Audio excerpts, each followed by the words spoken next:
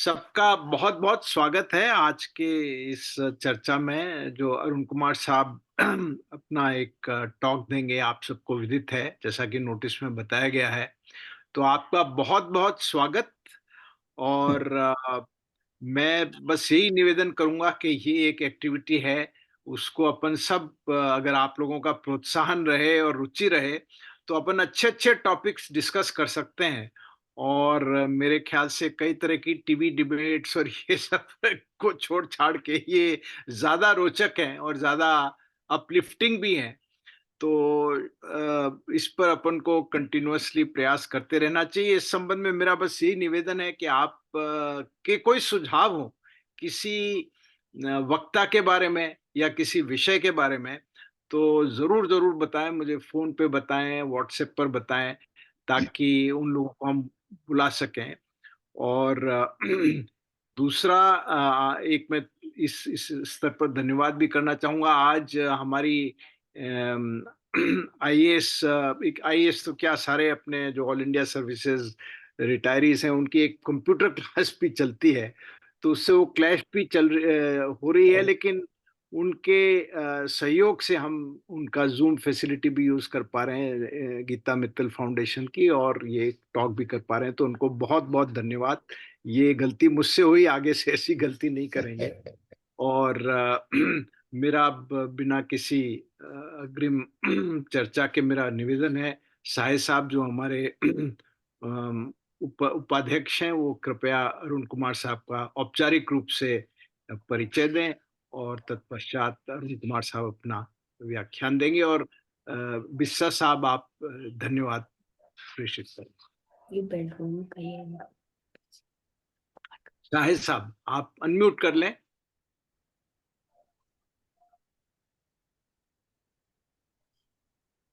आवाज आ रही मेरी अब? आ रही बिल्कुल आ रही। नमस्कार।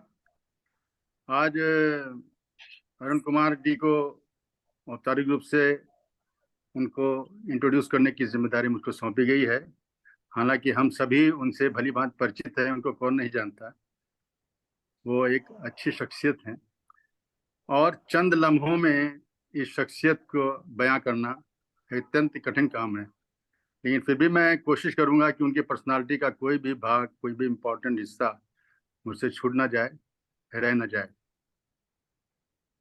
आपके शुरुआत में पढ़ाई लखनऊ से हुई। एमएससी जियोलॉजी आपने 1960 में किया लखनऊ यूनिवर्सिटी से। फिर एमए हिस्ट्री में किया 1962 में, और उसी साल 1962 में आपने इंडियन एडमिनिस्ट्रेटिव सर्विस ज्वाइन की। शुरू में आपकी पोस्टिंग उदयपुर, माउंट आबू वगैरह में रही। उसके बाद चुरू कलेक्टर रहे, जालोर कलेक्टर रहे और बीकानेर के कलेक्टर रहे। फिर डिफरेंट विभाग में आप डिप्टी सेक्रेटरी रहे। फाइनेंस और होम जैसे इंपॉर्टेंट डिपार्टमेंट्स में आप डिप्टी सेक्रेटरी रहे। वर्ष 1973 में जब land and building tax was introduced in the state for the first time, तब आपका इसमें चयन किया गया। क्यों? इसको लेजिस्लेशन ड्राफ्ट करना था और इसको एक डिपार्टमेंट सेटअप करना था, उसके लिए आपका चयन किया गया ऐसे महत्वपूर्ण कार्य के लिए। आप कई डिपार्टमेंट्स के एचओडी भी रहे, रजिस्ट्रार कोऑपरेटिव सोसाइटीज और director primary and secondary education and transport commissioner. आपने कई पीएसयूज में भी काम किया, जैसे एमडी आरटीडीसी रहे, MD RFC Rajasthan finance corporation and MD आरएसएमडीसी।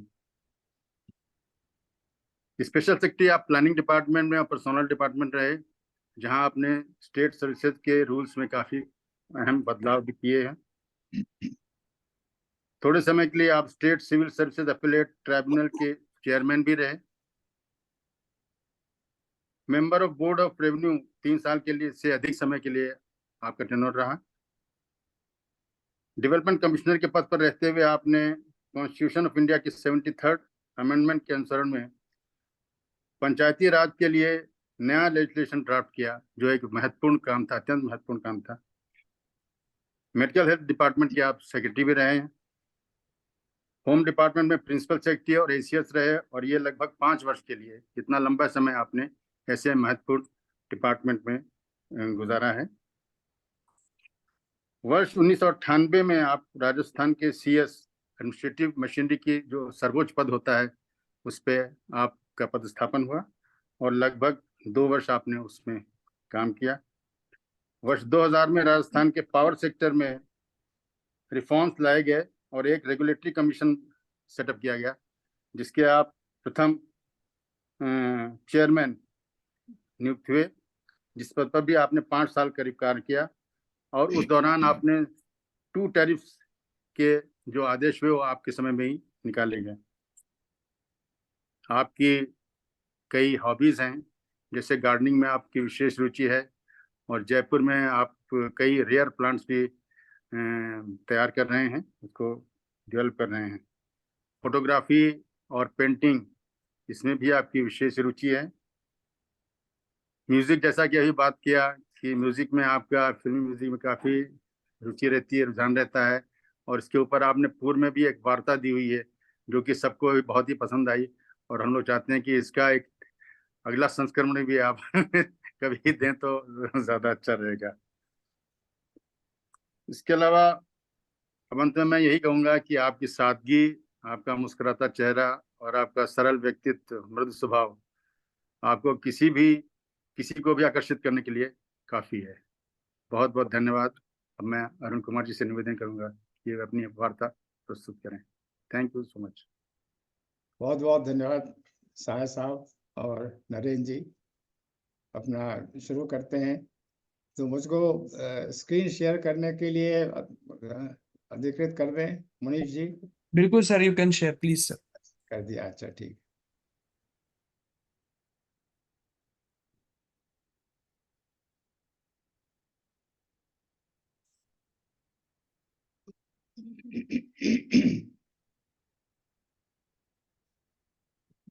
नजर आ रहा है मेरा स्क्रीन? बिल्कुल आ रहा है। तो आज का जो ये मेरा प्रेजेंटेशन है वो बेसिकली जो आज हम देख रहे हैं दुनिया में या हिंदुस्तान में, पहाड़ हैं, नदियां हैं, पौधे हैं, लाइफ है और लैंड इटसेल्फ, उसका कैसे इवोल्यूशन हुआ, कैसे आज जो हम देखते हैं इसको आज की स्थिति में आने में हजारों और करोड़ों वर्ष लगे हैं। तो उस करोड़ों वर्ष के इतिहास को, विशेषकर भारत के इतिहास को, मैं बहुत मोटे मोटे रूप से आपके सामने प्रस्तुत कर रहा हूँ, क्योंकि पूरे डिटेल में जाना संभव ही नहीं है हजारों करोड़ की हिस्ट्री को। तो मेरा प्रयास यही रहेगा कि जो मोटी मोटी बातें हैं विशेषकर हिंदुस्तान के संबंध में वो आपको बता सकूं। ये वैज्ञानिक मानते हैं कि जो ब्रह्मांड की जो उत्पत्ति हुई वो करीब 13.6 बिलियन ईयर्स पहले एक बिग बैंग में हुई। और जब ये बिग बैंग हुआ तो उस समय कोई एलिमेंट्स नहीं थे, क्या था नोबडी नोस, पर धीरे धीरे एलिमेंट्स बने और काफ़ी समय लग गया स्टार्स को और गैलेक्सीज को बनने में। और ये आप देखेंगे कि जो हमारा सोलर सिस्टम है ये करीब 4.6 बिलियन ईयर्स पहले अस्तित्व में आया। और इसी सोलर सिस्टम का हमारी जो पृथ्वी है इसी सोलर सिस्टम का एक भाग है।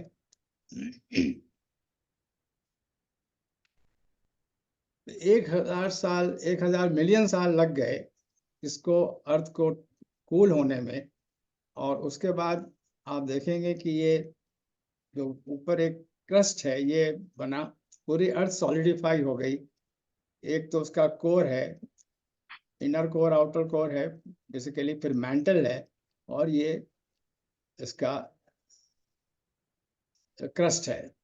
तो ये 12,745 के डायमीटर में ये केवल 35 किलोमीटर थिकनेस है इस क्रस्ट की। और जो भी कुछ हम देखते हैं, माउंटेन्स हैं, कॉन्टिनेंट्स हैं और जो ये सागर हैं, समुद्र हैं, ये सारे इस क्रस्ट के अंदर ही हैं। ये मैं जैसे अभी आपको निवेदन किया कि अर्थ को बनने में, आप यहाँ देखेंगे बाईं तरफ 4,500 मिलियन ईयर्स हैं, ओरिजिन ऑफ अर्थ हुआ।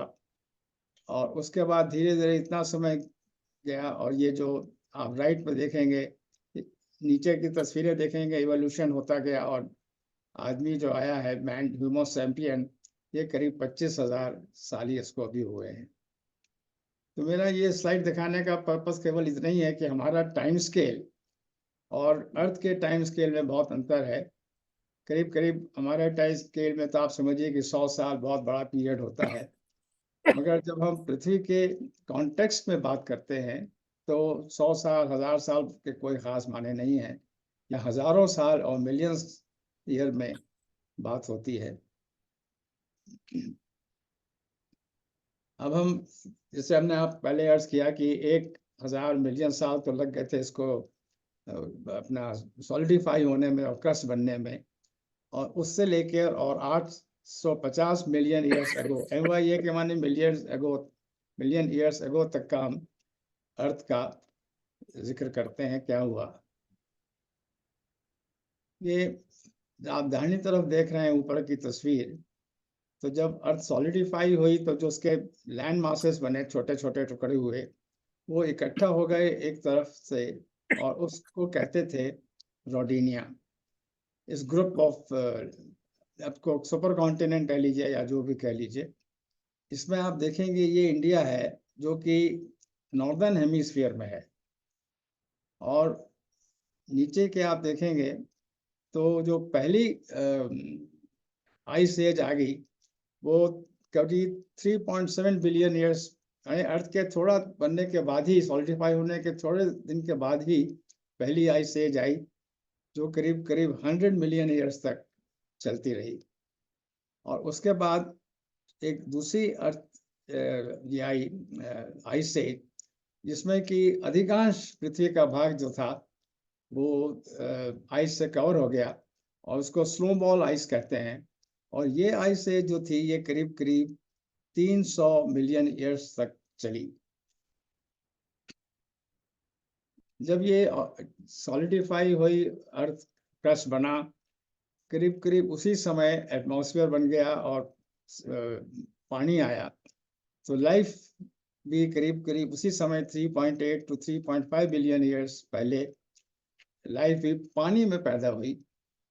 और ये जो आप देख रहे हैं दाहिनी तरफ, ये एक साइनोबैक्टीरिया आया जिसने ऑक्सीजन प्रोड्यूस करी, वरना उससे पहले एटमॉस्फेयर में ऑक्सीजन नहीं थी, केवल मीथेन और हाइड्रोजन, हीलियम, ये गैसेस थी। अब 850 मिलियन ईयर से 250 मिलियन ईयर तक हम का पीरियड कवर करते हैं।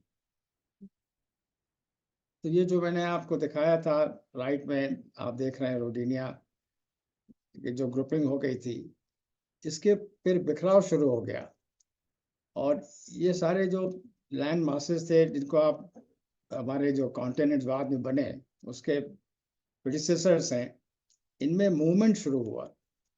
और ख़ास तौर से हम इंडिया का जिक्र कर रहे हैं तब ये नॉर्दर्न हेमिस्फीयर में है, इसका इधर सदर्न हेमिस्फीयर की तरफ मूवमेंट शुरू हुआ, और करीब 500 मिलियन ईयर्स पहले ये इक्वेटर पे आ गया था, आप देखेंगे। उस समय क्लाइमेट जो थी नेचुरली काफ़ी वार्म थी इंडिया की। फिर फर्दर मूवमेंट होता रहा, और ये सारा जो लैंड मास था ये इस तरह से शेप में आ गया, आप राइट में देख रहे हैं। इसका नाम पैंजिया दिया वैज्ञानिकों ने, और इसमें आप देखेंगे कि ये जो इंडिया का हिस्सा है ये यहाँ आ गया बिल्कुल साउथ में, और ये मेडागास्कर है, इससे इसकी बाउंड्री लगती थी, ये अफ्रीका से लगती थी और एंटार्क्टिका से लगती थी। ऑस्ट्रेलिया थोड़ा अलग था, फिर ये साउथ अमेरिका और नॉर्थ अमेरिका, और ये सब ऊपर में जो आप देख रहे हैं ये यूरोप और एशिया की प्लेट थी। तो ये पैंजिया का जो सुपर कॉन्टिनेंट था ये भी करीब 100 मिलियन ईयर्स तक चला, और फिर इसका भी बिखराव शुरू हुआ। इस पीरियड में लाइफ क्या थी वो थोड़ा सा आपको अर्ज कर दूं। जो मल्टी सेल्यूलर, एक करीब जो सेल्यूलर ऑर्गेनिजम्स करीब 560 और 550 मिलियन ईयर्स पहले पैदा हुए, और इसको ये आप देख रहे हैं राइट हैंड साइड पर, स्पंज हैं, जेलीफिश हैं, ये सब ये जो थे ये मल्टी सेलुलर ऑर्गेनिजम्स थे, इनवर्टिब्रेट्स थे। मगर थोड़े दिन के बाद करीब 400 मिलियन ईयर्स के बाद ये शेली फौना आ गया। जैसे ट्राइलो जैसे शेल बनते हैं, इसके ऊपर शेल थे, ये ट्राइलोबाइट्स थे। ये काफी पॉपुलर थे उस समय, ये रूल करते थे। इन फॉसिल्स के जो इनके जो फॉसिल्स हैं वो राजस्थान में नागौर, बीकानेर, जोधपुर में मिलते हैं। ट्राइलोबाइट्स के फॉसिल्स मसूरी में, नैनीताल में, हिमाचल में मिलते हैं। और फिर करीब करीब 400 मिलियन ईयर्स पहले फिश, मछली, वर्टिब्रेट्स में ये पानी में आई। उसके बाद देखिए ये एक मास एक्सटिंक्शन हुआ 443 मिलियन ईयर्स। 85% ऑफ लाइफ जो थी वो उस समय एक्सटिंक्ट हो गई। मगर उसके साथ ही उसी समय करीब करीब प्लांट्स जो थे वो आना शुरू हो गए। और करीब 445 मिलियन ईयर्स अगो बहुत ज़बरदस्त ये ट्रीज के बड़े बड़े साइकेट्स और हॉर्न, क्या बोलते हैं उनको, हॉर्स टेल्स, ये आए। और उस समय बहुत घने जंगल थे जो बाद में फिर सेडिमेंट के नीचे दबे और अल्टीमेटली वो कोल में कन्वर्ट हो गए। तो जो बिहार में आप देखते हैं जो कोल फील्ड्स हैं, ये 290 मिलियन ईयर्स पुरानी हैं। और ये इसी ट्रीज और बड़े बड़े जो प्लांट्स थे उनके दबने से, उनके प्रेशर से और उसके से बने। इसी समय करीब करीब जो पानी में जो लाइफ थी, मछलियां वगैरह थी, वो बाहर निकलने लगी, क्योंकि पूल्स जो थे और पानी का जो वाटर बॉडीज थी वो सूखने लगी थी। तो जो मछलियां और जो लाइफ थी वो जब लैंड पे आने लगी तो धीरे धीरे वो एम्फीबियंस में उनका बदलाव हुआ। और फिर यही एम्फीबियन बाद में करीब 310 मिलियन ईयर्स पहले ये रेप्टाइल्स में कन्वर्ट हुए, इवॉल्व हुए। फिर करीब 250 मिलियन ईयर पहले फिर there was a mass extinction. उस समय करीब, अच्छा ये जो एक साथ नहीं हुआ, ये मास एक्सटिंक्शन था जो 8 मिलियन ईयर के पीरियड में हुआ। 96% of life in oceans, 65% of amphibians, and 33% of insects became extinct. Reptiles जो थे उस एक्सटिंक्शन से बचे रहे। और उस इनफैक्ट जो डायनासोर्स थे वो उसी रेप्टाइल्स में उस समय ग्रो करे।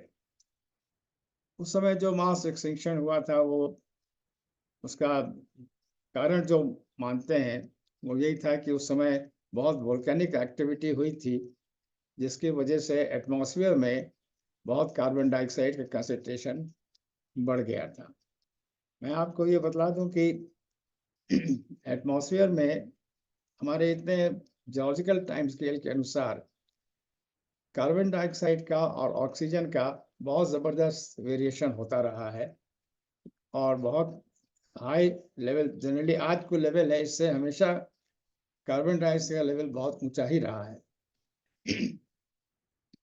ये तो हमने जनरल बात करी थी, मगर इस पीरियड में ये दुनिया के, पृथ्वी के अस्तित्व में आने के से लेके 250 साल तक भारत का क्या हुआ उसका भी थोड़ा सा आपको बताता हूँ।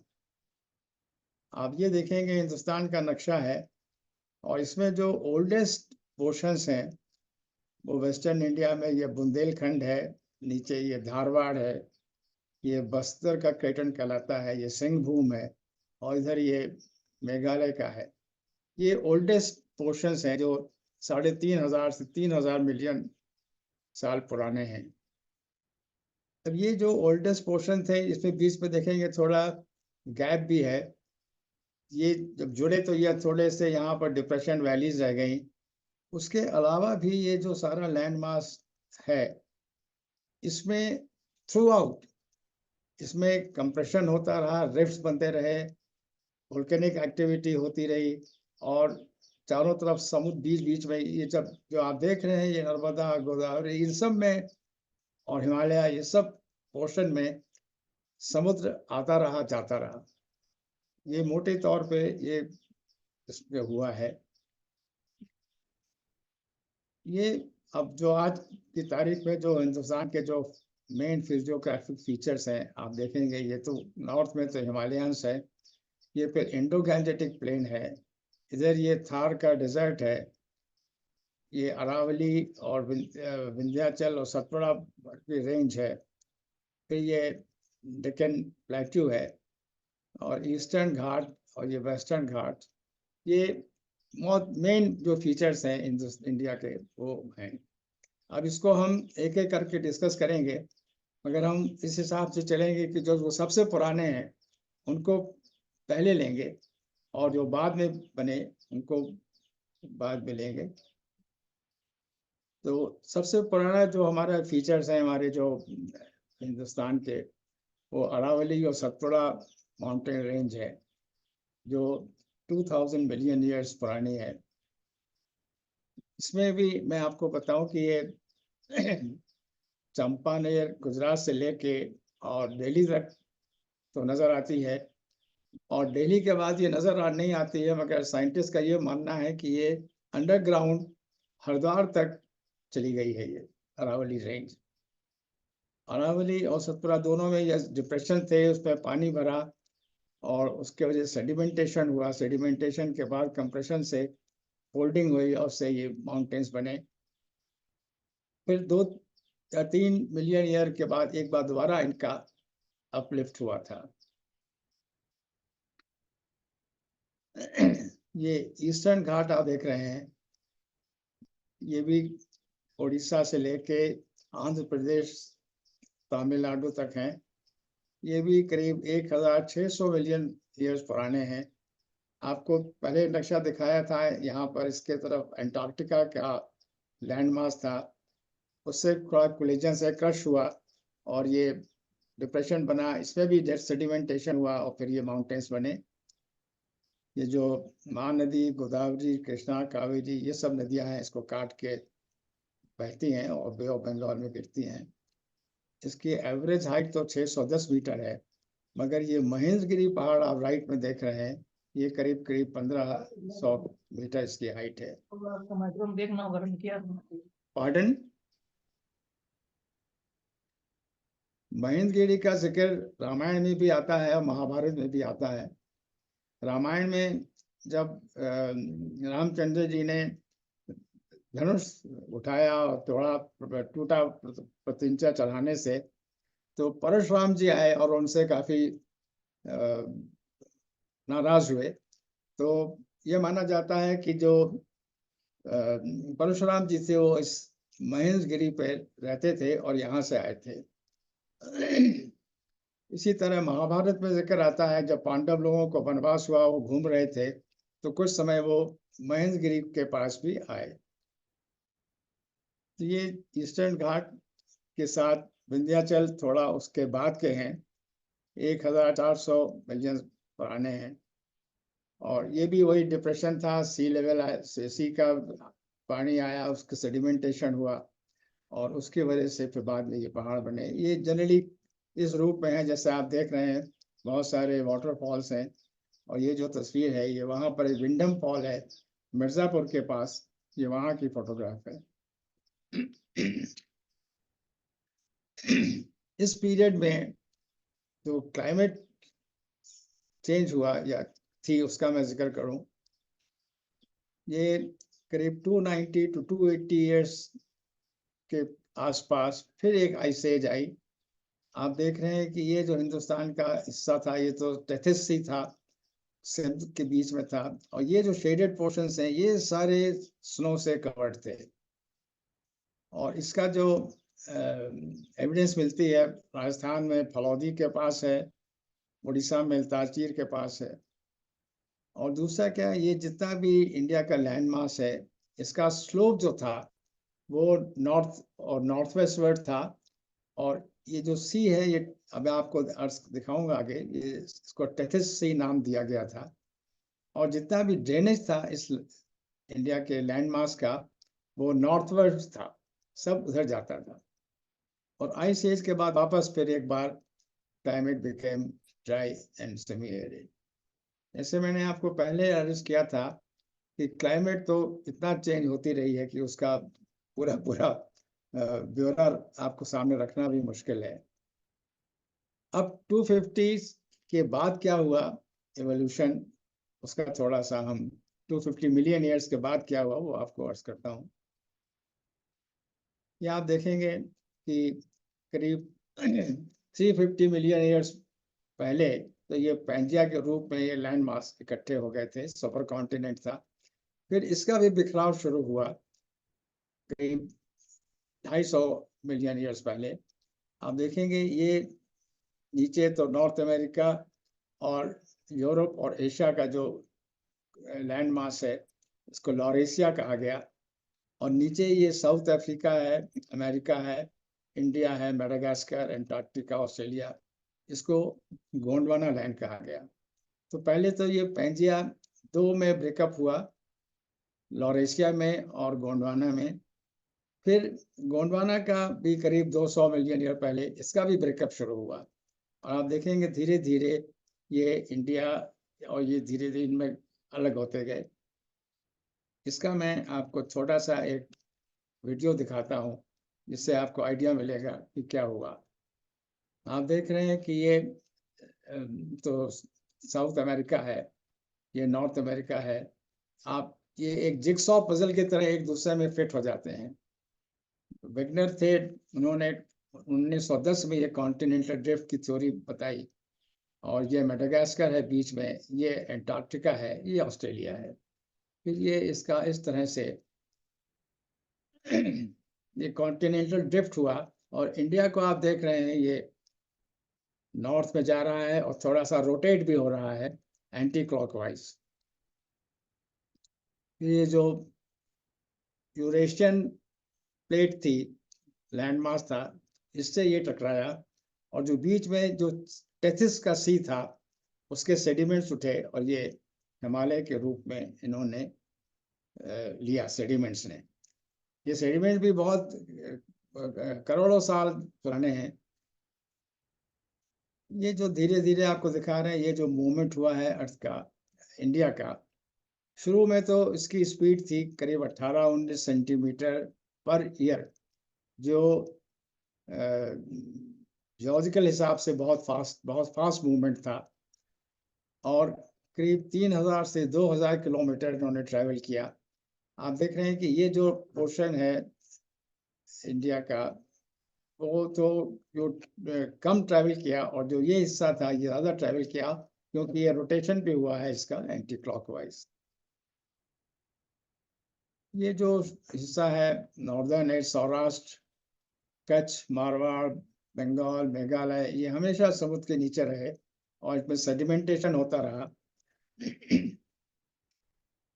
फिर जब ये इंडियन लैंड मास अपने इसके करीब पहुंचा यूरोपियन और एशियन लैंड मास के पास, तो इसकी स्पीड बहुत कम हो गई, और 18-19 सेंटीमीटर से घट के 4.5 सेंटीमीटर पर ईयर रह गई। इसका कारण बेसिकली यही था कि जो उसके नीचे जो लैंड मास था उसका रेजिस्टेंस हुआ, और करीब 65 मिलियन ईयर्स के करीब ये यहाँ पर पहुंच गया था। और कंप्लीट इसका एमलगमेशन होने में करीब 10 मिलियन साल लगे इंडिया को इस हिस्से से यूरोपियन लैंडमास से मिल जाने में। इस तरह जब ये बराबर मूवमेंट हो रहा था इसका इंडियन लैंडमास का फ्रॉम साउथ टू नॉर्थ, तो ये जो इसका जो लैंड था इसमें बहुत ज़बरदस्त इसके क्या करना चाहिए, स्ट्रेचिंग हुई। उसकी वजह से बहुत सारे ये वैलीज बन गई, नर्मदा वैली, सोन वैली, सब में सी आया, और फिर बाद में सेडिमेंटेशन हुआ, और करीब 61 to 69 मिलियन ईयर्स पहले ये आप देख रहे हैं जो ब्लैक पोर्शन है ये लावा का फ्लो हुआ। ये वोल्केनिक इरप्शन नहीं था, बल्कि एक लावा जो था नीचे से मेल्ट होके और ऊज करके फैला है, इतने सारे एरिया में फैला, और ये आप देख रहे हैं इस शेप में था रफली हॉरिजॉन्टल शेप में फैला है, बहुत बड़ा एरिया इसने कवर किया। और जो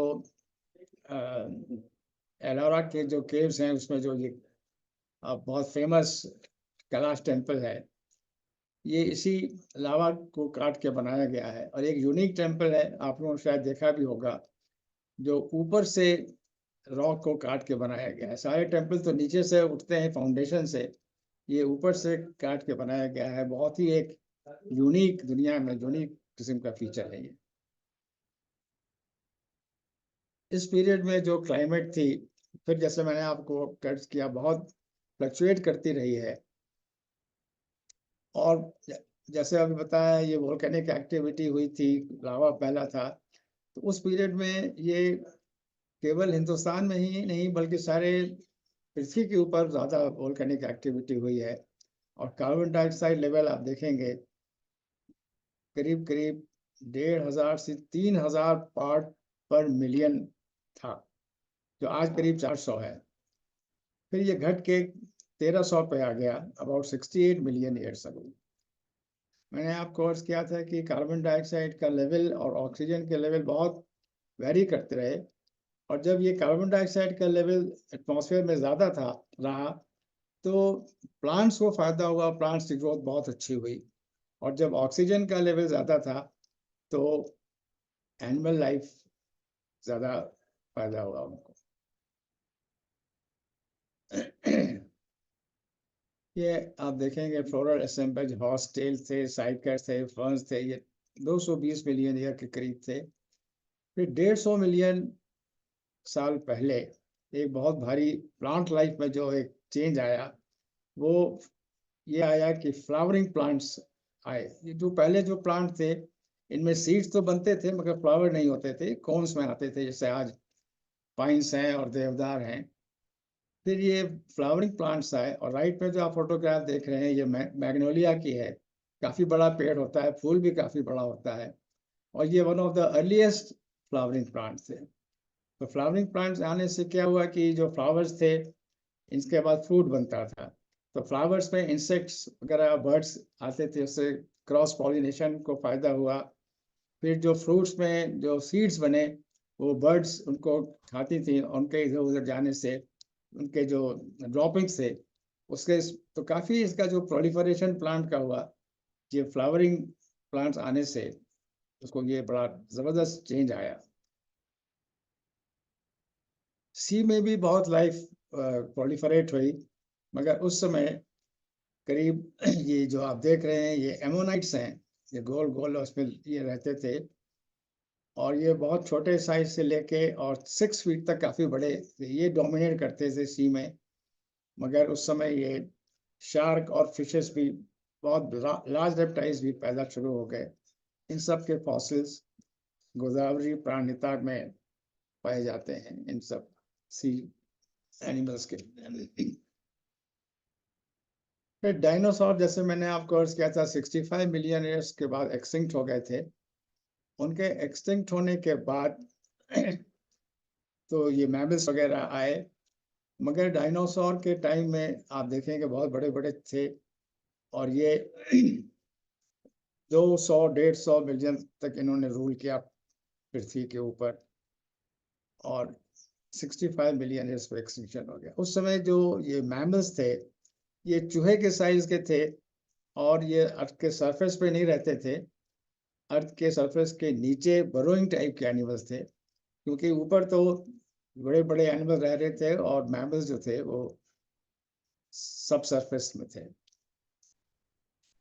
डायनासोर्स एक बहुत स्पेक्टेकुलर लाइफ के रिप्रेजेंटेटिव थे, और ये सारी दुनिया में फैले थे। हिंदुस्तान में आप देखेंगे कि इस एशिया में जो कंसंट्रेशन है, अगर ईस्ट वेस्ट नॉर्थ साउथ सब जगह ये पाए गए। इनके फॉसिल्स भी सब जगह पाए गए हैं। नर्मदा गोदावरी वैली में तो थे ही ये जो पोर्शन है, मगर सारे करीब करीब तमिलनाडु में, महाराष्ट्र में, और सारे जगह पाए गए।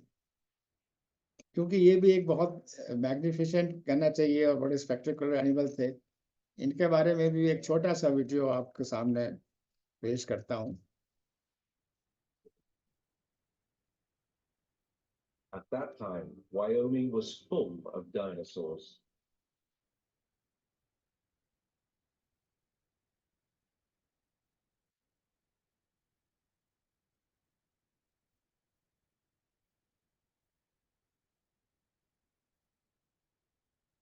One type of reptile has evolved to thrive in drought. Dinosaurs like this Stegosaurus was one of the titans of the Jurassic Age, but surprisingly little is known about its anatomy. One of the most interesting dinosaurs, it probably wasn't the most high functioning dinosaurs, but really they did well enough to survive for several.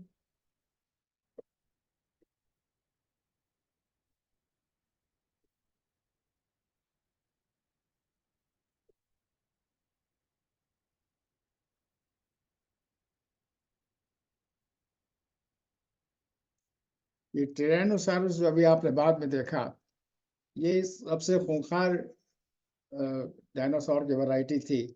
Dinosaur बहुत सारे तो vegetarian थे, I mean herbivorous थे, और ये बड़े carnivorous थे।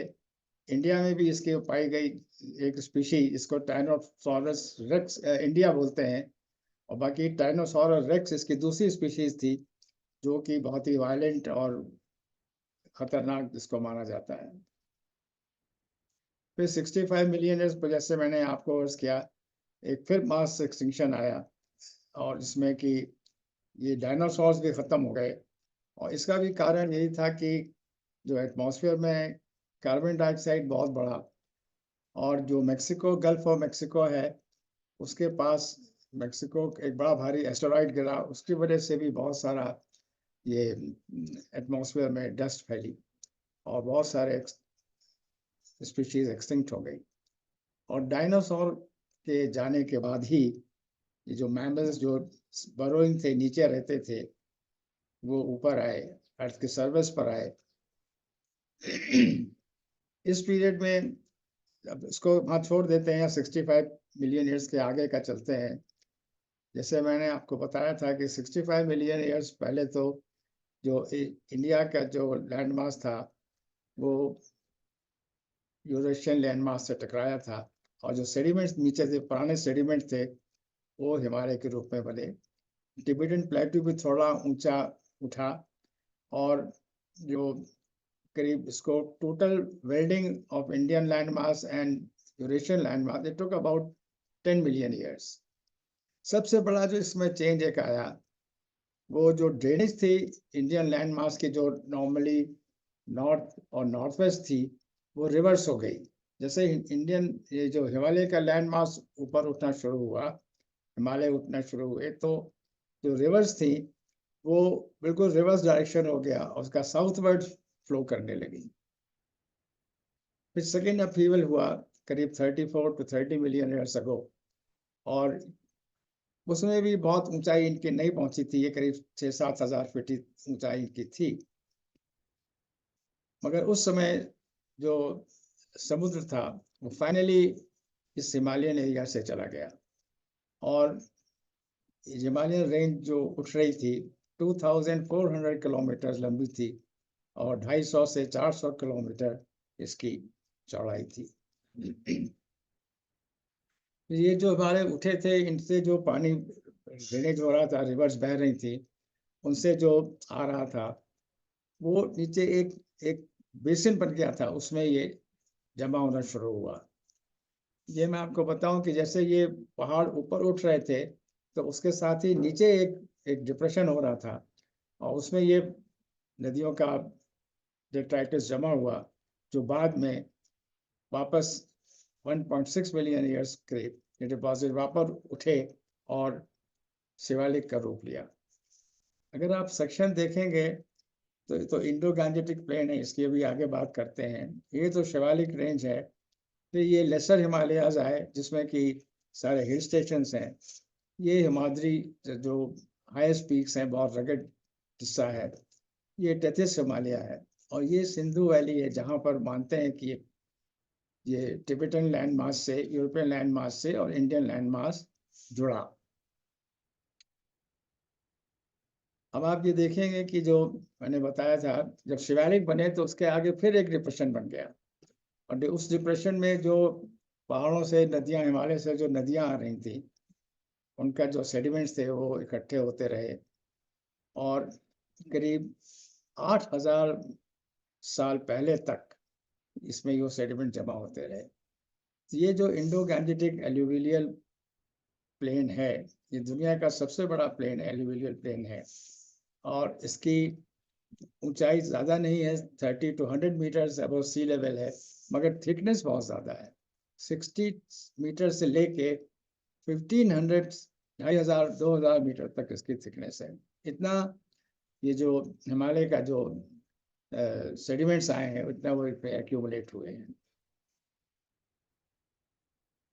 और ये आप देख रहे हैं कि ये जो सिंधु नदी जा रही है, ये ब्रह्मपुत्रा नदी जा रही है। इसका अगर आप ये सैटेलाइट व्यू देखेंगे, ये तो यहाँ तो ये इंडो गैंजेटिक प्लेन्स हैं, ये शिवालिक्स हैं, इसमें कॉर्बेट नेशनल पार्क इसमें है, ये लेसर हिमालयाज हैं, सारे हिल स्टेशन देहरादून, मसूरी, लैंसडाउन, नैनीताल, इधर आगे दार्जिलिंग, ये सब इसमें हैं।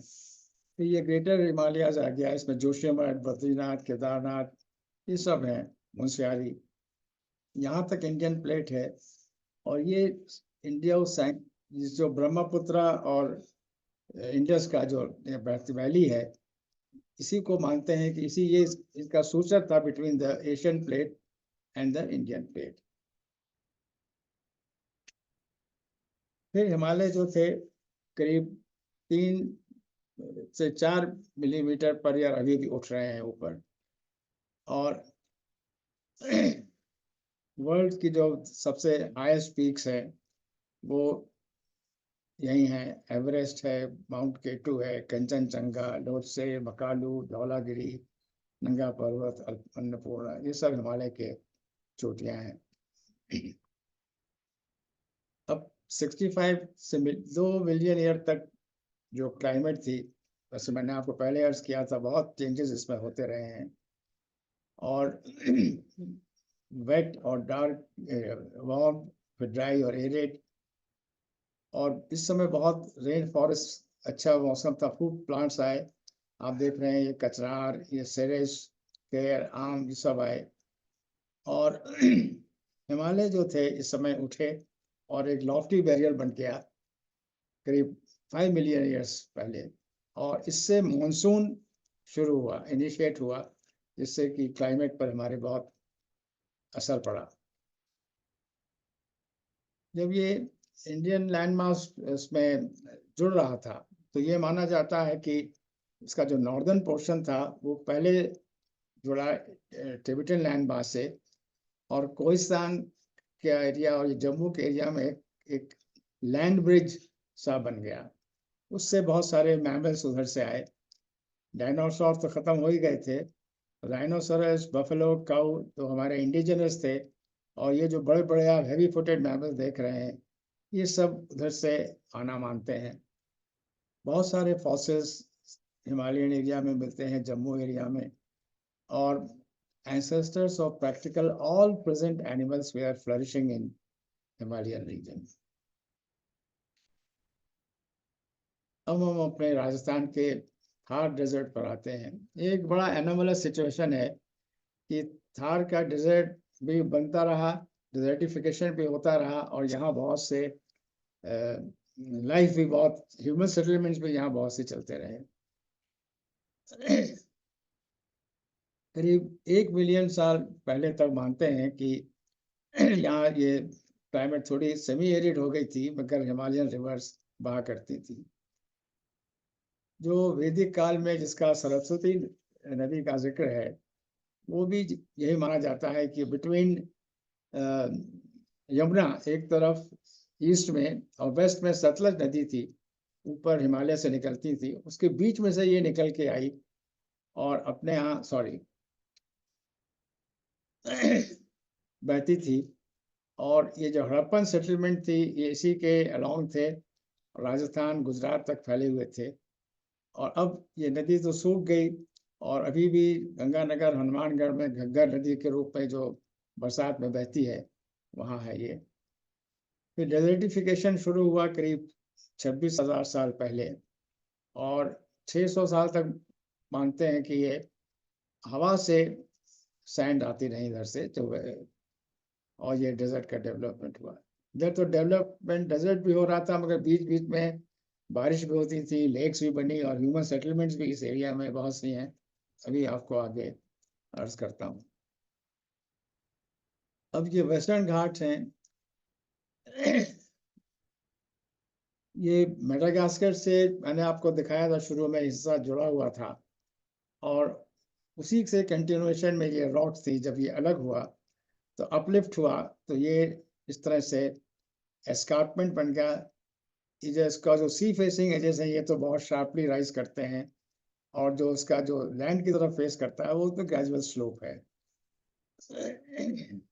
700 से 1800 फुट तक की ऊंचाई है और करीब ज़्यादा पुराने नहीं हैं। ये 1 मिलियन साल आज बिफोर प्रेजेंट, आज से 1 मिलियन साल पहले ही 10 लाख साल पहले बने हैं। और इसके नीचे जो कोस्टल बेल्ट है वो 40 से 120 मीटर उसकी अबव सी लेवल ऊंचाई है। कोस्टल बेल्ट है, इसमें थोड़े ये बीचेस वगैरह हैं। फिर देखिए जो लास्ट आइस एज आई अभी प्लाइस्टोसीन में, ये करीब शुरू तो हो गई थी 3 मिलियन ईयर्स पहले, मगर 8-9 साल पहले ये बहुत ज़बरदस्त इसका जो पोटवार, कश्मीर, लद्दाख, तिब्बत, ये जो रीजन है इसमें नॉर्मली स्नो रहता है 20,000 फुट की ऊंचाई पर। तो वो जो ग्लेशियर थे वो करीब करीब 5,000 फुट तक नीचे आ गए। इतना ज़बरदस्त एक आइस एज फिर आई थी। और 2000 से 18,000 साल बिफोर प्रेजेंट भी मानते हैं कि मैक्सिमम ग्लेशिएशन था। वो अगर आपको याद हो तो मैंने जो अर्थ क्लाइमेट वाला प्रेजेंटेशन दिखाया था, उस 18,000 साल पहले जो मैक्सिमम ग्लेशिएशन था वो फिर आइस कैसे रिट्रीट हुआ। सॉरी, ये ग्लेशिएशन के बाद फिर एक ड्राई क्लाइमेट आई और करीब जो कोल्ड वेदर था ये करीब करीब 11,000 तक चला। अब आइस एज जो आती है उसमें भी क्या है कि कंटिन्यूसली आइस नहीं रहता है, उसके बीच में आइस शीट्स बढ़ती हैं और घटती हैं। तो उसको जो जब आइस एज बढ़ता है तो उसको हम ग्लेशियल पीरियड कहते हैं, और जो घटती है तो इंटरग्लेशियल पीरियड कहते हैं।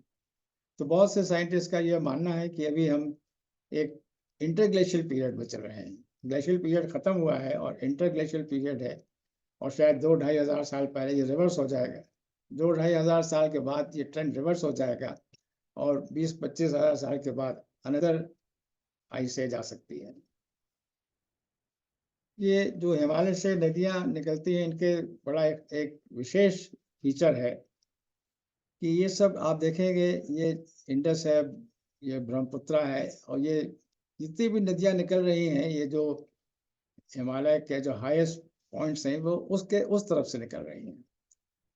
ये तो कैलाश मासिफ है, और अरावली जैसे मैंने आपको बताया था ये यहाँ से चलती है, हरिद्वार तक तो दिखती है, उसके बाद ये अंडरग्राउंड है। तो इन नदियों का खास 2 बातें हैं कि जब हिमालय बहुत ऊंचाई पे नहीं पहुंचा था, जस्ट उठा था, तभी ये नदियां शुरू हो गई थी। ऐसा आपको मैंने बताया था कि रिवर्सल जो नॉर्थवर्ड था वो रिवर्स हो गया और साउथवर्ड हो गया। तो ये जो नदियां थी ये पहाड़ उठते रहे और नदियां उसको काटती रहीं। इसको एंटीसीडेंट ड्रेनेज कहते हैं, और ये पहाड़ बनने से पुरानी है। All these rivers are older.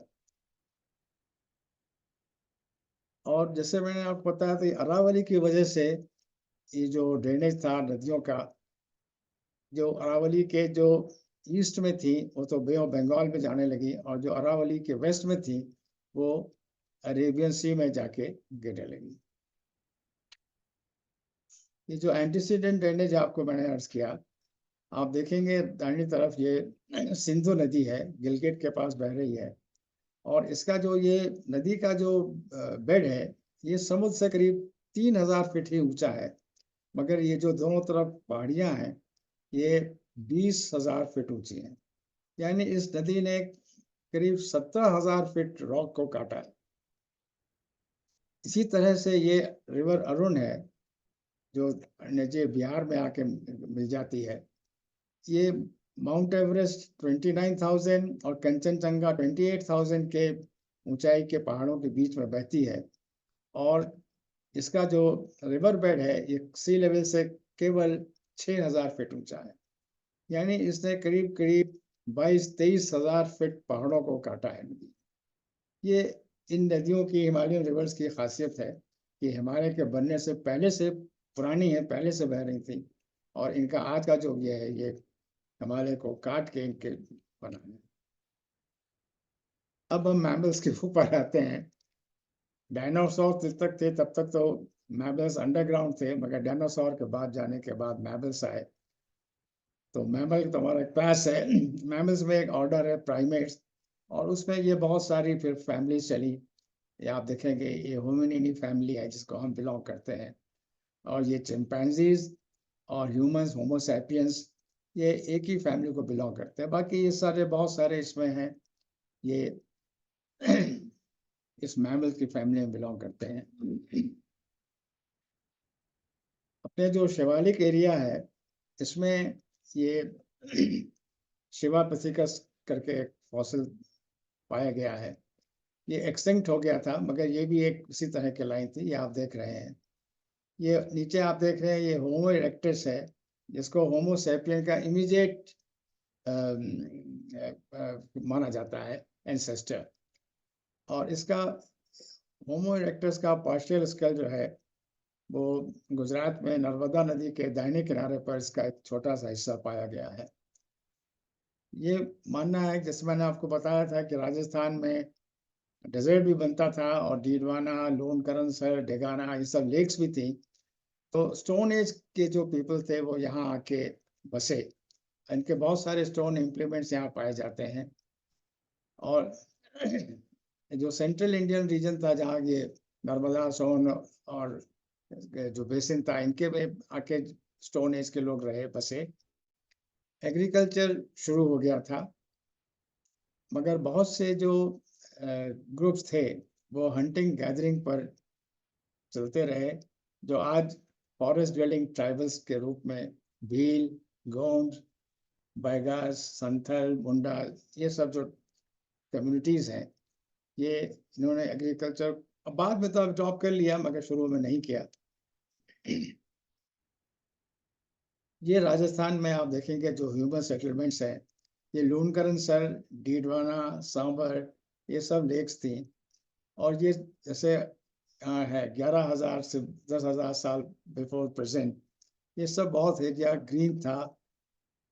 मैंने कहा डेजर्ट भी डेवलप हो रहा था और ग्रीनरी भी थी। ये अजीब स्थिति है। क्लाइमेट भी वेट और वार्म सी। लूनकरनसर, डीडवाना लेक के चारों तरफ बहुत हेवी रेनफॉल होती थी, और pollens, charcoal, stubble, serial plant सब पाए गए हैं सांबर के आसपास। तो यह मानना है कि यहाँ पर काफी लोग 800-900 साल तक बसे हुए थे, प्री हिस्टोरिक मैन थे। ये सी लेवल के भी बहुत सारे चेंजेस हुए हैं। जैसे मैंने आपको बताया था कि जो 18,000 साल पहले मैक्सिमम कवर था स्नो का, तो नेचुरली जब ये सब जो पानी था वो सब स्नो में कन्वर्ट हो गया था, और सी लेवल जो था वो 120 मीटर्स बिलो प्रेजेंट लेवल था। आज के लेवल से 120 मीटर्स बिलो लेवल था, और फिर इसका बढ़ना शुरू हुआ 8 to 10 मीटर्स पर 1000 ईयर। आप देख रहे हैं ये तो प्रेजेंट द्वारका है और ये ऑफ शोर द्वारका है। तो ये मानते हैं कि ये जब ये सी लेवल इतना नीचे था और ये जो बढ़ा, इस बीच में कभी ये द्वारका एस्टैब्लिश हुई थी, और बाद में ये जब सी लेवल वापस बढ़ा तो ये उसमें डूब गई। ये आप देख रहे हैं ढोलावीरा, और इधर ये लोथल और हजीरा के पोर्ट्स थे। तो ये हजीरा का और द्वारका के साथ ये तो डूब गए, और लोथल और ढोलावीरा के जो पोर्ट थे यहाँ से समुद्र विड्रॉ कर गया, तो ये अब ऊपर आ गए। ये देख रहे हैं आप। ये बड़ा इंटरेस्टिंग है कि जो अपना द्वारका का जिसको कि मानते हैं कि समुद्र के नीचे डूब गया, तो ये जो आर्कियोलॉजिकल सर्वे ऑफ इंडिया का जो मरीन आर्कियोलॉजी यूनिट है, उन्होंने जो फाइंडिंग उनकी है वो मैंने नीचे समराइज करी है। इसमें वॉल्स, पिलर्स, बेस्टियंस, और ये आप देख रहे हैं ये ट्रायंगुलर, रेक्टेंगुलर स्टोन एंकर्स मिले हैं। सेमीफेरिकल सिंगल होल स्टोन मिला है जो शायद फ्लैग पोस्ट के रूप में काम में लिया जाता था। L-shaped edges of stones for proper grip and arresting waves action on bastions मिले हैं। Seals, inscriptions which have been dated 1500 BC मिले हैं। Pottery जो कि 3500 बिफोर क्राइस्ट के मिले हुए हैं। स्कल्पचर, टेराकोटा बीड्स, ये सब समुद्र के नीचे मिले हैं। तो ये मानना है कि भाई ये कोई सिटी वहां पर था जो समुद्र कम था, जिस समय सी लेवल बहुत नीचे था वो बसा था, पर सी लेवल जब ऊपर हुआ तो ये वापस उस पर नीचे आ गया। ये मेरी लास्ट स्लाइड है। Indian plate still moving northwards at the rate of about 6 centimeters per year.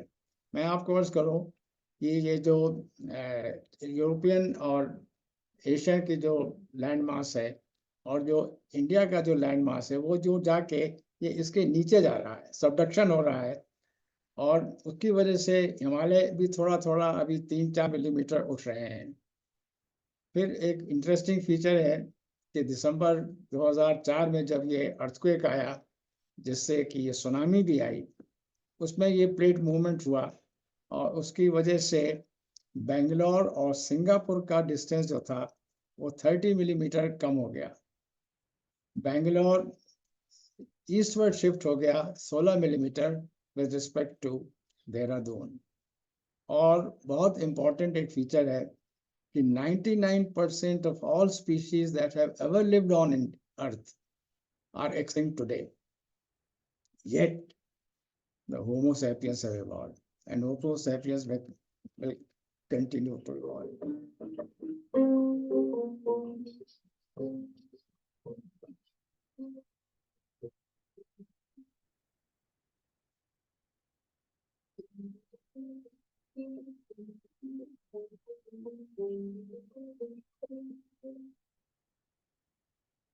Thank you very much.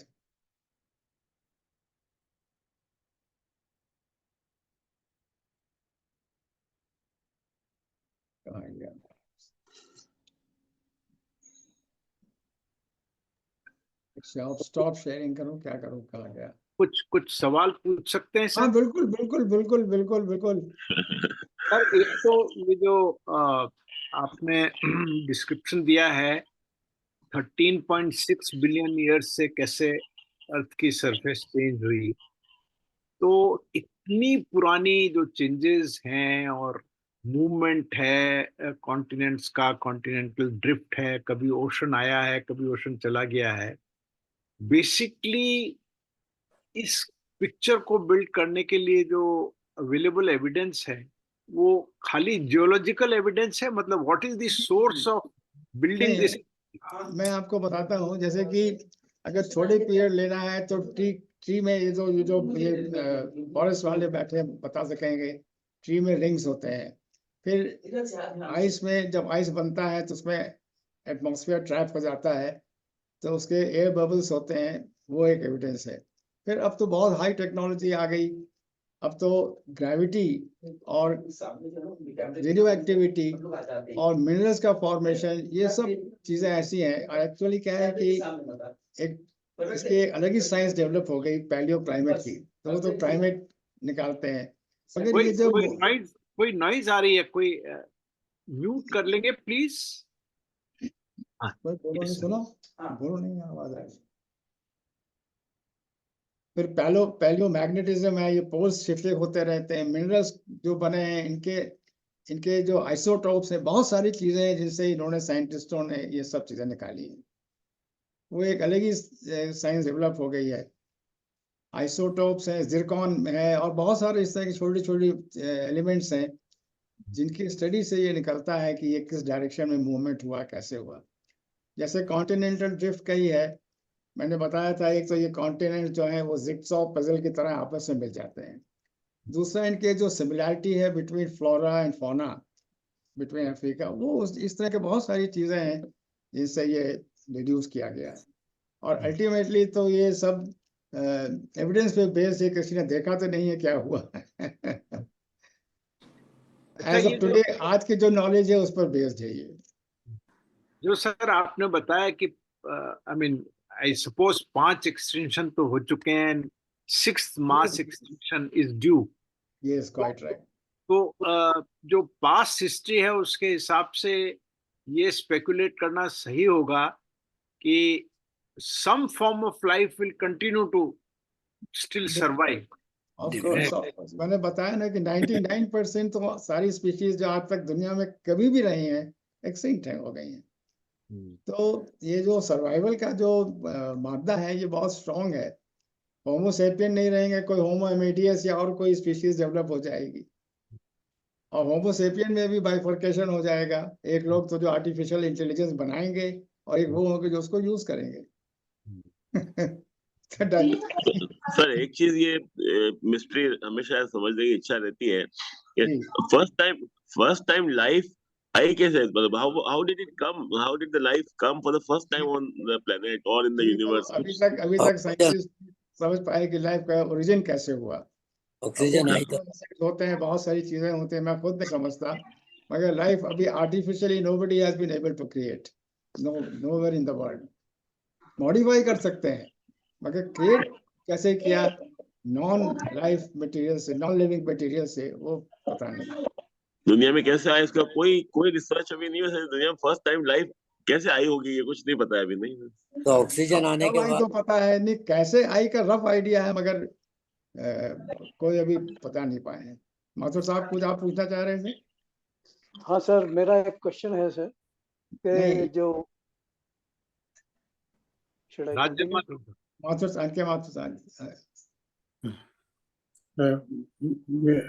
I audible?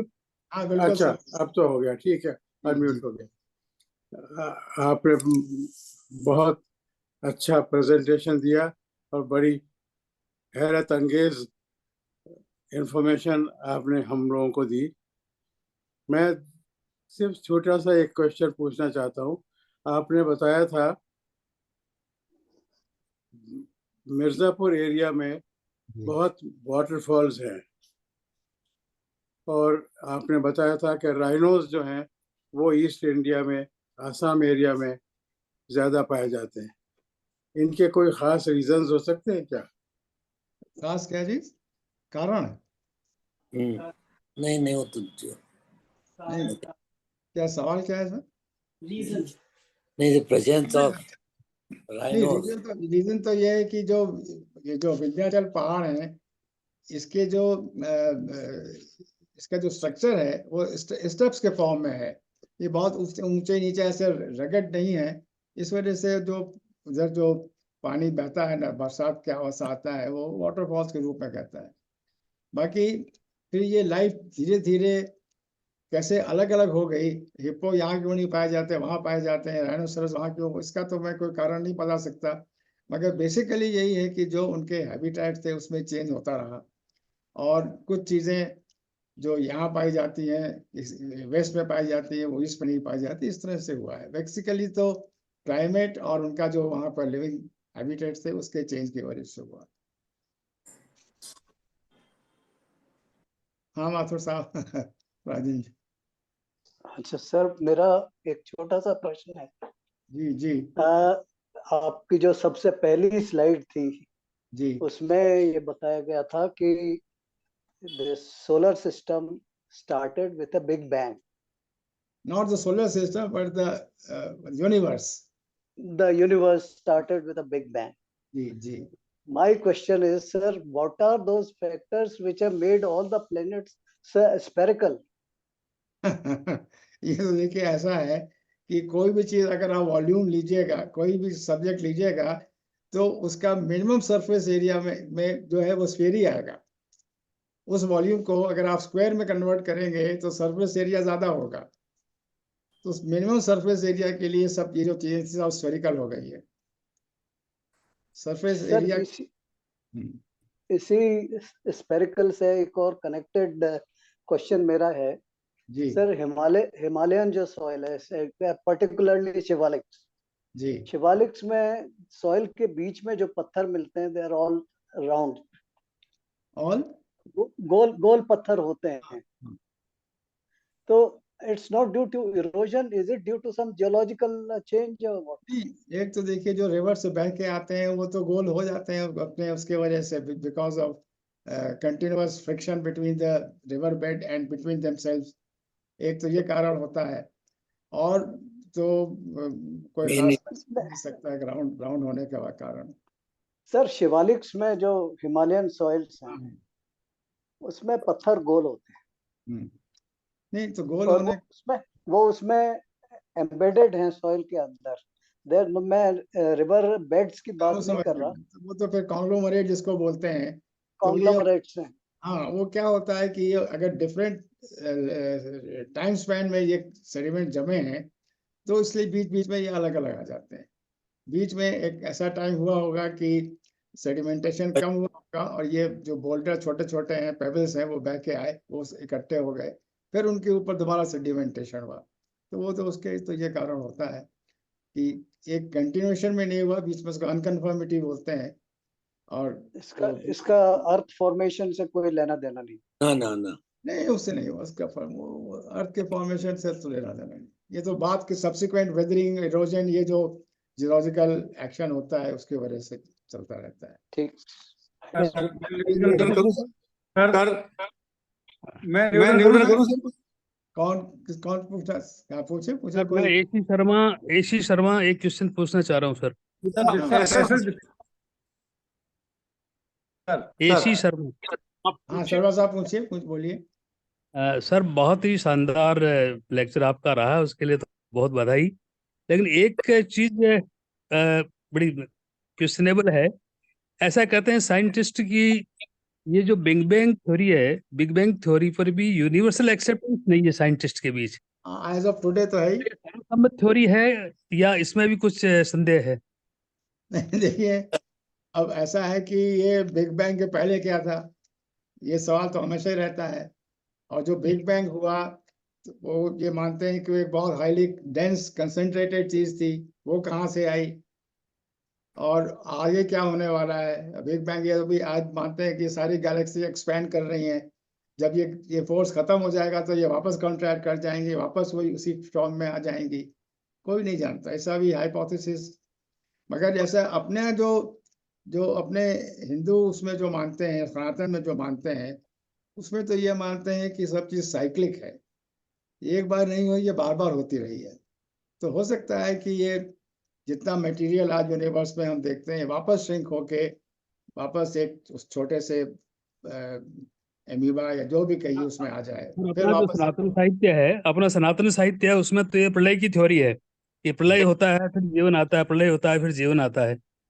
और इसीलिए कृष्ण के लिए वो आता भी है ना सर, बटर से पत्र से फुटे थे आनम। तो भगवान को भी जल के उस बट के पत्ते पर जो है जल में दिखाया मैंने है। कहा था अपने यहाँ तो उसको साइक्लिक मानते हैं कि साइकिल में चलता है।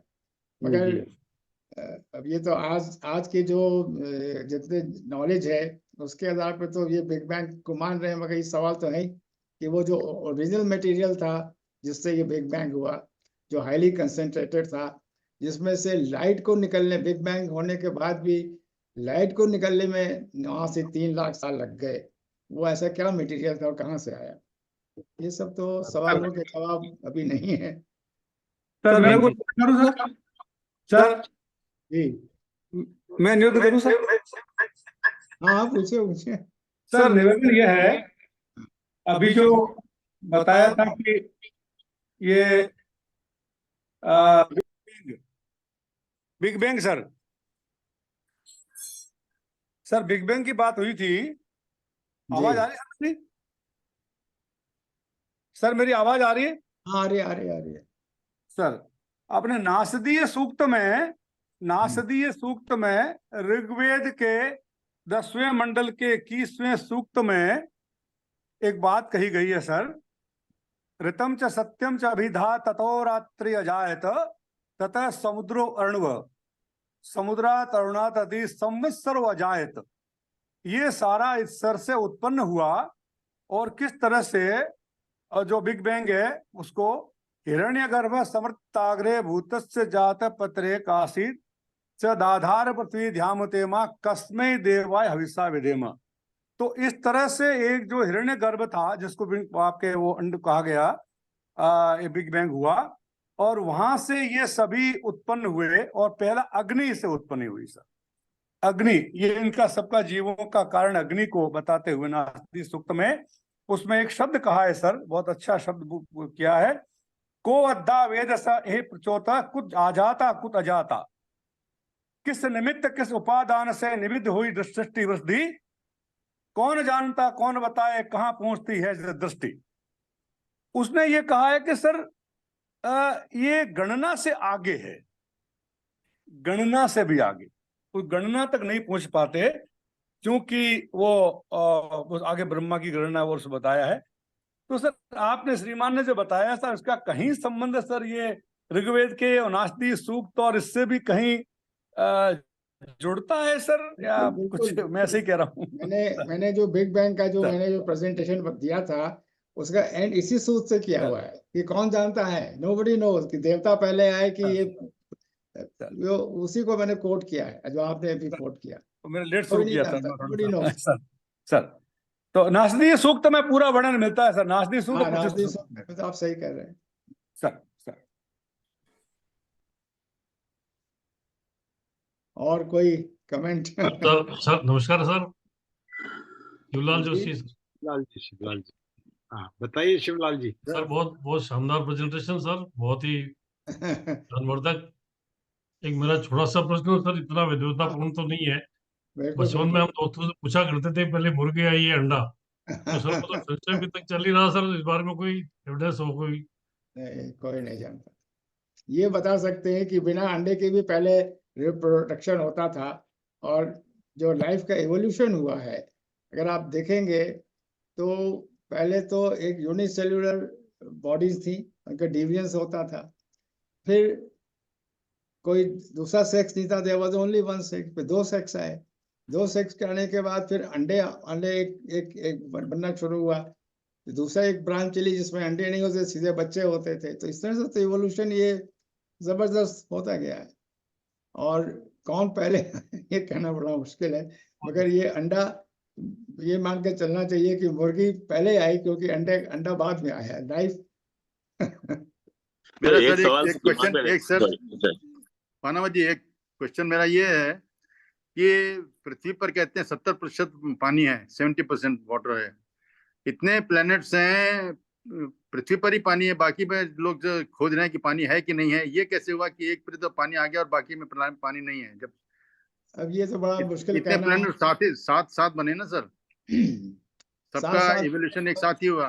देखिए ऐसा है ना कि ये जो अगर आप इन प्लैनेट्स का देखेंगे सन से रिलेशनशिप, तो मरकरी, वीनस, अर्थ, मार्स, सैटर्न ये जो दूर चले जाते हैं जी, तो इनका जो सन के ज्यादा करीब है उसमें बहुत हाई टेम्परेचर है, हमारा जो है एक मीडियम टेम्परेचर है, और आगे जाएंगे टेम्परेचर कोल्ड होते चले जाते हैं, वो सॉलिड भी नहीं है, गैसियस फॉर्म में ही है।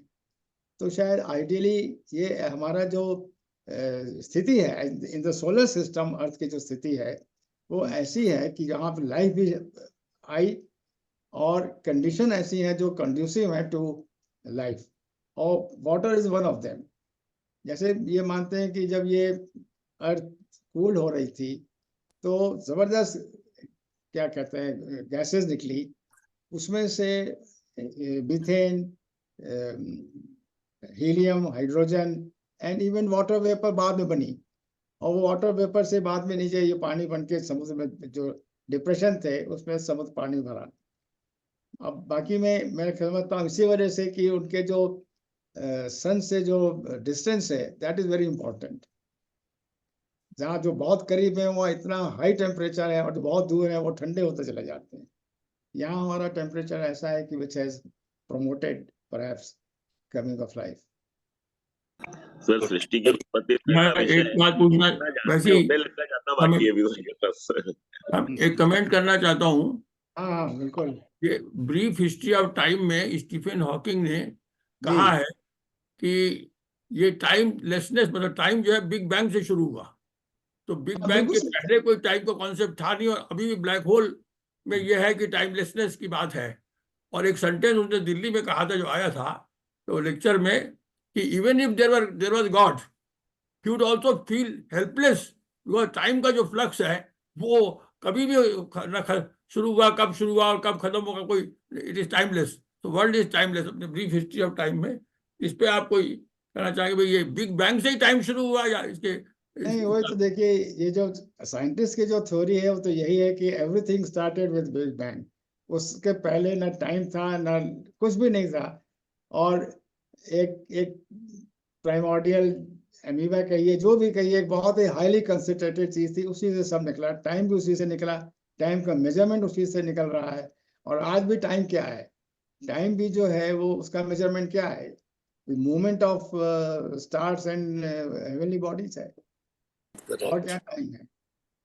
अगर दुनिया एक घंटा लगाती है उसको 24 घंटा कहने लगे हम। ये हिरण्यगर्भ क्या चीज है साहब, उन्होंने बताया पिछला साहब? मैं भी नहीं जानता।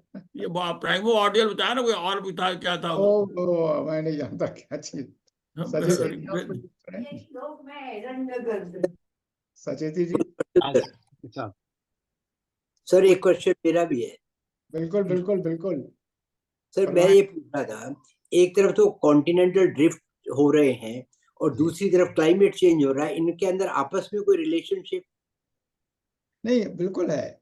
देखिए, वो तो एक, जैसे आज, वैसे मैंने आपका इंडिया का दिखाया था, एट वन टाइम तो नॉर्दर्न हेमिस्फीयर में था, फिर इक्वेटर पे आया, फिर सदर्न हेमिस्फीयर में करीब करीब बिल्कुल अंटार्कटिका के पास पहुंच गया, अब वापस आ गया। और हमारी जो बेसिक, जो मेरी थ्योरी, मेरा जो पर्सनल व्यू है, हमारा जो अर्थ के ऊपर जो भी कुछ हो रहा है, वो जो सन से एनर्जी आ रही है उस पर बहुत लार्जली डिपेंड करता है। और सन से जो एनर्जी आ रही है वो इस पर डिपेंड करती है कि अर्थ की पोजीशन विद रिलेशन टू सन कहाँ है और क्या है। आप देखेंगे कि विद इन 6 मंथ्स गर्मी और जाड़े में 30 डिग्री सेंटीग्रेड का डिफरेंस हो जाता है। क्यों हो जाता है? आखिरकार वही सन है, वही रेडिएशन आ रहा है। यहाँ नॉर्दर्न हेमिस्फीयर में तो आज ठंड है और सदर्न में गर्मी है। ये जो चेंज हो जाता है, ये सिर्फ सन से जितनी एनर्जी है वो नॉर्दर्न हेमिस्फीयर में इस समय कंसंट्रेटेड है और सदर्न हेमिस्फीयर में थोड़ी डिस्पर्स्ड है because of tilt in earth axis. That is the main reason. तो मेरा पर्सनल व्यू तो ये है कि सन से जो एनर्जी आती है उसका जो अर्थ पर रिसीव करते हैं, of course atmosphere is one of the factors, मगर there are other many factor जो मैंने अर्थ की क्लाइमेट वाले अपने प्रेजेंटेशन में बताया था कि अर्थ का टिल्ट है। और one of the ice edges के लिए, बल्कि 2 आइस एजेस के लिए कम से कम ये माना जाता है कि ये अर्थ के जो एक्सिस के टिल्ट में चेंज होने की वजह से आई थी। और जो मिलैंकोविच एक साइंटिस्ट हुआ जिसका मैंने अपने पहले बताया था, उसने तो 4-5 चीजें बताई थी कि जो एक्स्ट्रा टेरेस्ट्रियल है जिसके वजह से अर्थ की क्लाइमेट चेंज होती है, और continental drift is also one of them. Thank you sir, thank you.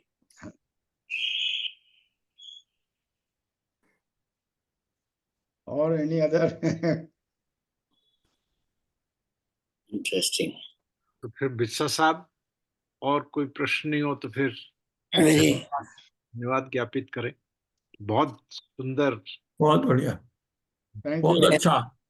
Apparently people would have thought that this is a very dry subject, but somehow you made it so interesting that one would not think of leaving it in between. Really, thank you very much. You did very actually well. ये 3-4 lecture में convert हो सकता है, इतना detail में आपने compress कर दिया, इतना बहुत ही कॉम्प्रिहेंसिव। कोई भी एक चीज लेंगे तो उसके ऊपर लगे कई प्रेजेंटेशन एक छोटी चीज। हाँ, अपने आप में बहुत अच्छा हो सकता है। करोड़ों साल की हिस्ट्री को 1 घंटे में कंप्रेस करके बता दिया, मोटी मोटी बातें। इंडिया और राजस्थान के बारे में शायद एक बार और सोच सकते हैं आप। राजस्थान का एक डिटेल हो सकता है, सरस्वती रिवर और ये जिसमें लोग सरस्वती इंटरेस्टेड रिवर का प्रकाश।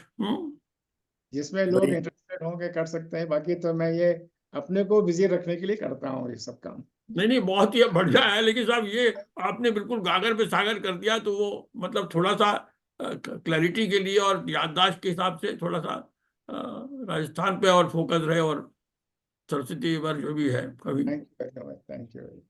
सर आपकी अनुमति हो तो सुजय साहब की धन्यवाद के साथ श्रीवास्तव साहब ने जो पूछा है हिरण्य गर्भ शब्द का, आप बताइए। श्रीमद् भगवत गीता के 8वें अध्याय के 288वें पेज पर सब प्राणियों के, सब पुरुषों के सामूहिक रूप अथवा सृष्टि को हिरण्यगर्भ कहा गया है। लिंग शरीर को पुरुष और समष्टिगत लिंग शरीर को हिरण्यगर्भ कहा गया है। 5 जो तत्व अग्नि जल वायु आकाश पृथ्वी, वो पांचों तत्वों की 5 तन मात्राएं सारभूत है। जल का रस, अग्नि का तेज, पृथ्वी का गंध, वायु का स्पर्श और आकाश का शब्द। इन तन मात्राओं को मिला करके जो पुरुष और समष्टि का लिंग शरीर है वो हिरण्यगर्भ है, वो बिग बैंग के साथ ही उत्पन्न हुआ। ऐसा सर कहा गया है, ये उनका मैं पढ़ के बता रहा हूँ सर। तो श्रीमान धन्यवाद। मुझे धन्यवाद का आदेश है, तो मैं धन्यवाद तो क्या दूं सर, बहुत छोटा शब्द है। बहुत ही जबरदस्त तरह से सर आपने जो पेश किया है सर, ये सबने कह ही दिया, और इतना ज्ञानवर्धन हुआ है जिसका अनिर्वचनीय है सर। गिरा नए नए निबनु पानी है सर, ये तो आंखों से देखा और वाणी से सुना है सर, तो शब्दों में प्रकट करना इतना संभव नहीं है। तो इसलिए मैं एसोसिएशन का आपका सेक्रेटरी होने के नाते श्रीमान को क्या धन्यवाद ज्ञापित करूं। सबका धन्यवाद। मुझको तो धन्यवाद की आवश्यकता भी नहीं है, हम तो आप लोगों में से ही हैं। कोई बाहर साहब ने आदेश दिया था इसलिए कह रहा हूं को धन्यवाद देना जरूरी है। सर थैंक यू सर, बहुत बहुत नमस्कार सर।